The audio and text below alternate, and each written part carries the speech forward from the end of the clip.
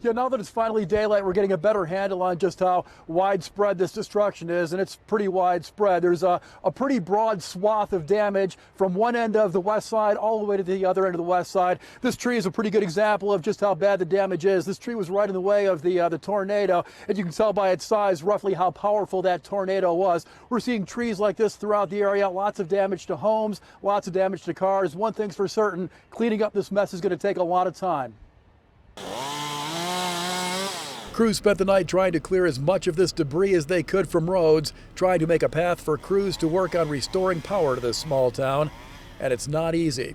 The tornado snapped power poles like twigs and took down huge trees like this one, so big it tore up the sidewalk when it was uprooted. It's just a lot of trees down on houses and garages and sidewalks, and just a lot can't get around. Much of the west side of town was affected. Trees down, cars damaged, roofs destroyed.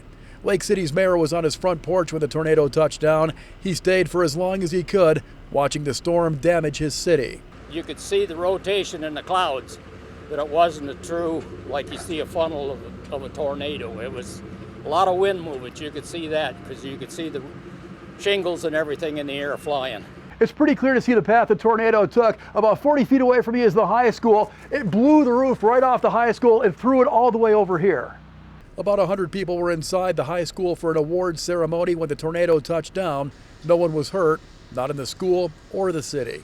For Emily Simichek, it was a close call, though. Then I went out to the front porch, and my parents actually called me and told me to head for the basement. And I'm like, yeah, okay. Then she heard the neighbors scream. All of a sudden they yell, "Oh, crap." And so I did the same thing, and I ran inside, and the wind started blowing really hard, and I had to use a lot of force to get my door actually shut. The front porch, half of it is torn off, but luckily that's all I had. Yeah, it was pretty scary.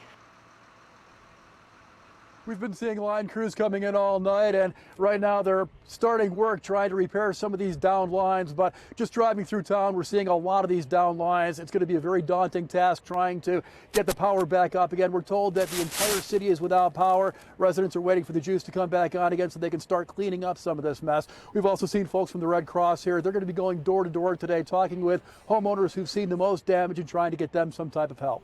All right, Aaron Brilbeck up live in Lake City for us this morning. And Aaron, thank you so much for your work overnight. Much